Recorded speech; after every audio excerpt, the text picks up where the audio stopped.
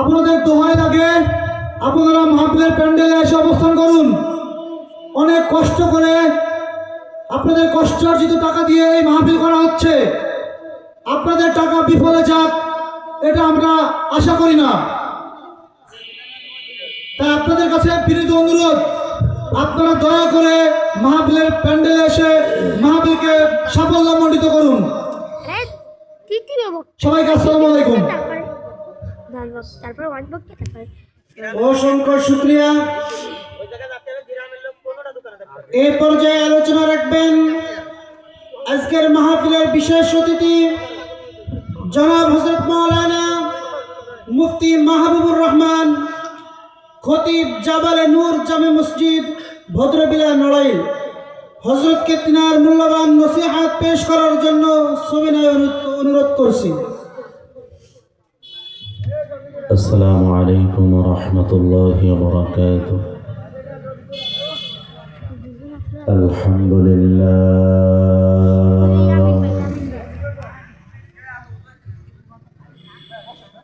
আলহামদুলিল্লাহি ওয়া কাফা ওয়া সালামুন আলা ইবাদিহিল্লাযীনা ইসতাফা। أما بعد فأعوذ بالله من الشيطان الرجيم. بسم الله الرحمن الرحيم. قل يا عبادي الذين أسرفوا على أنفسهم لا تقنطوا من رحمة الله إن الله يغفر الذنوب جميعا إنه هو الغفور الرحيم. وقال النبي صلى الله عليه وسلم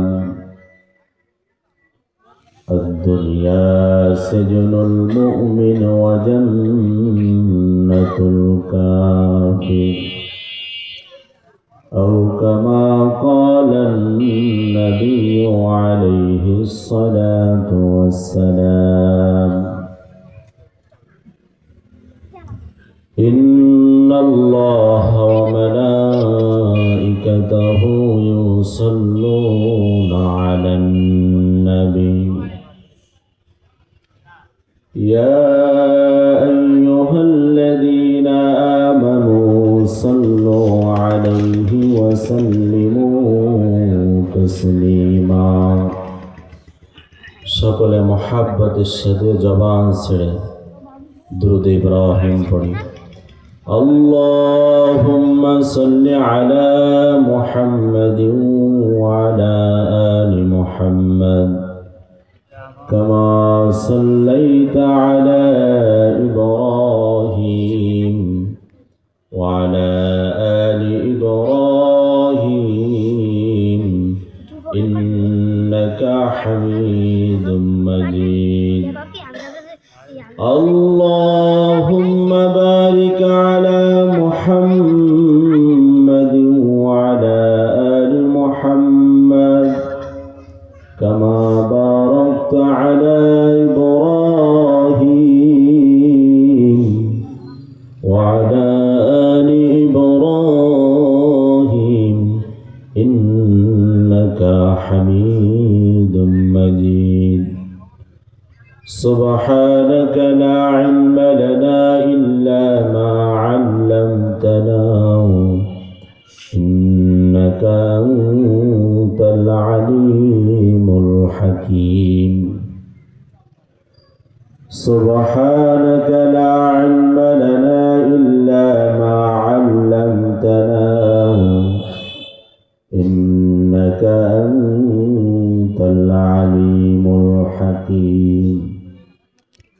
ঐতিহ্যবাহী মাঝপাড়া ইউপি হোসেনপুর সিদ্দিকিয়া দারুল উলুম কওমি মাদ্রাসা ও এতিমখানার উদ্যোগে আয়োজিত আজকের মাহফিলের মুহতারাম সম্মানিত সভাপতি, প্রধান বক্তা, প্রধান মেহমান, সামনে বসা বৃদ্ধ বাবা, যুবক ভাই, পর্দার আড়ালে অবস্থানদাতা মা ও বোনেরা, দয়াময় আল্লাহ রাব্বুল আলামিনের দরবারে লাখ কোটি শুকর যে মহান রব্বুল আলামিন এই কনকনে শীতের ভিতর আল্লাহ তাআলা আমাকে আপনাকে দ্বীনের কথা শুনবার জন্য কবুল করেছেন।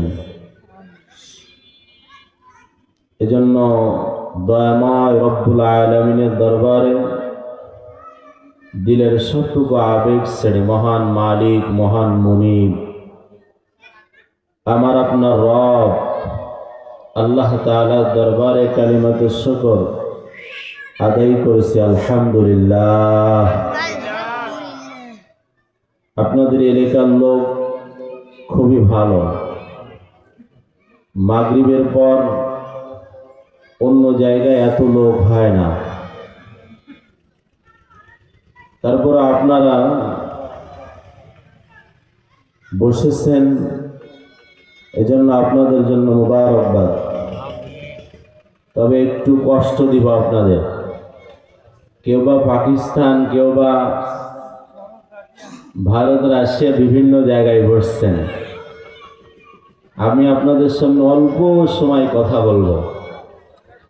আমরা আপনাদের মেহমান, আর আপনারা মেহমানকে কষ্ট দিবেন না। একটু কাছে কাছে বসেন, আমরা একটু দ্বীনের কথা নিয়ে মুযাকারা করব, যার দ্বারা আপনাদেরও ফায়দা হবে, আমারও ফায়দা হবে। কারণ মানুষ যত নিকটে থাকে তার সাথে তত মহাব্বত পয়দা হয়। কি বলেন? রাতে যখন ঘুমাইতে যাবেন, আপনি খাটে শোলেন, আপনার বিবি বারান্দায় কিংবা খাটের নিচে এসে বলেন তো মহাব্বত বাড়বে না কমবে? মহাব্বত কিন্তু কমে যাবে, ঠিক কিনা? কারণ মহাব্বত কমায় দেওয়ার জন্য একজন আছে না নাই? শয়তান আছে। কি আছে? শয়তান আছে। এজন্য আপনারা একটু কাছে কাছে বসেন। আমি ভূমিকা ছাড়াই অতি গুরুত্বপূর্ণ কালামে পাক থেকে একখানা আয়াতে কারিমা তেলাওয়াত করেছি, যে আয়াতের ভিতর আল্লাহ তাআলা আমাকে আপনাকে বড় মহাব্বত করে ভালোবেসে আমাদেরকে আশার বাণী দিতেছে। সুবহানাল্লাহ। কিসের বাণী দিতেছে? আশার বাণী। নৈরাশ হওয়ার জন্য নিষেধ করতেছে আল্লাহ তাআলা। আমরা এই জায়গায় কথা না বলি, ভাই ভাই মেহেরবানি করে কথা না বলি, ভাই ভলেন্টিয়ার ভাইরা কথা না বলি। আল্লাহ তাআলা আমাদেরকে জাহান্নামে দেওয়ার জন্য বানান নাই, বানিয়েছেন জান্নাতে দেওয়ার জন্য। সুবহানাল্লাহ। এই আয়াতে কারিমার ভিতর আল্লাহ তাআলা আমাদেরকে হতাশ হওয়ার জন্য নিষেধ করতেছেন, নৈরাশ হওয়ার জন্য নিষেধ করতেছেন। গোটা দুনিয়ার মানুষের অবস্থা, যদি মানুষ ব্যবসায় লস করে হতাশ হয় কি হয় না? কোন কৃষক যদি কৃষিকাজে লস খায়, সামনের বছর ওই ফসল আর ফলাইতে চায় না, ভয় পেয়ে যায়। তা আমি আপনি যখন জন্মগ্রহণ করেছি, এরপরের থেকে আল্লাহ পাকের হুকুম মানা আমার আপনার জন্য বাধ্যগত ছিল, কিন্তু আমি আপনি মানি নাই, হতাশ। এখন না মানতে মানতে আমার আপনার অবস্থা এমন হয়েছে, এখন আমি আপনি ভাবি নামাজ পড়লে কি কবুল হবে, রোজা রাখলে কি কবুল হবে, দান করলে কি কবুল হবে, আমি যে গুনাহের কাজ করছি এটা কি আমার রব, আমার মালিক, আমার আল্লাহ আমাকে কি মাফ করবে? এই হতাশ, যার কারণে কিছু কিছু মানুষ আছে দেখেন না, নামাজ পড়ার সময় আছে কিন্তু বলে যে আর কয়টা দিন সময় দাও, এরপর থেকে নামাজ পড়ব। সে বলতে পারে না তার ভিতরের অবস্থা, সে বলতে পারে না তার ভিতরের অবস্থা, যে তার ভিতরে গুনাহ করতে করতে, আল্লাহ তাআলার নাফরমানি করতে করতে তার অবস্থা করুন, দিল নষ্ট হয়েছে, যার কারণে সে বলতে পারে না যে আমার ইবাদত করতে মন চায় না, আমার নামাজ পড়তে মন চায় না, এই কথা বলতে পারে না লজ্জার কারণে। মুসলমান ভাইরা আমার, আল্লাহ রাব্বুল আলামিন আমাকে আপনাকে মহাব্বত করেন। কতটা মহাব্বত করেন এই কোরআনের আয়াতের ব্যাখ্যা শুনলে আপনাদের মনে আসবে আল্লাহ তাআলা কতটা মহাব্বত করেন। আল্লাহ রাব্বুল আলামিন কোরআনে পাকের ভিতরে বলেন, قل يا عبادي الذين أسرفوا على أنفسهم। আল্লাহ তাআলা আমার আপনার নবীকে ডেকে বলতেছে, পয়গম্বর আপনি আপনার উম্মতদেরকে জানান, আমার বান্দাদেরকে জানান, ইয়া ইবাদি আমার বান্দাদেরকে জানান, যারা নফসের উপরে জুলুম করেছে, অত্যাচার করেছে, গুনাহের কাজ করেছে, নাফরমানি করেছে, আমি আল্লাহ রাব্বুল আলামিনের হুকুম মানি নাই, আমার হাবিবের আদর্শ মানি নাই, তাদেরকে আপনি বলেন, তাদেরকে আপনি বুঝান, লা তাকনাতু মির রাহমাতিল্লাহ। আল্লাহ তাআলা বলেন, যারা নফসের উপরে জুলুম করেছে তাদেরকে আপনি বুঝান, তারা যেন আমি রবের রহমত থেকে নৈরাশ না হয়। আল্লাহ তাআলা বলতেছেন, আমি আপনি আমার আপনার উপর যেদিন থেকে নামাজ ফরজ হয়েছে, নামাজ পড়তে পারি নাই, রোজা যেদিন থেকে আমার আপনার উপরে ফরজ হয়েছে, রোজা রাখতে পারি নাই, যেদিন থেকে চোখের গুনাহ থেকে বাঁচার জন্য আল্লাহর হুকুম হয়েছে ওই দিন থেকে বাঁচতে পারি নাই। বৃদ্ধ বাবা, যুবক ভাইরা আমার, আল্লাহ তাআলার যত বিধানগুলো আমার আপনার উপর হুকুম হয়েছে, যেদিন থেকে হয়েছে ওই দিন থেকে আমরা মানতে পারি নাই, না মানতে মানতে গুনার কাজ করতে করতে আমি আপনি অটোমেটিক জাহান্নামের আসামি হয়ে আছি।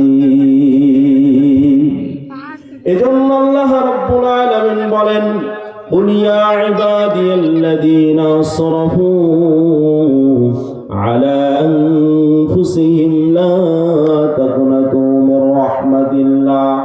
ও আমার বান্দা, ও আমার বান্দি, যারা গুনাহের কাজ করেছো খবরদার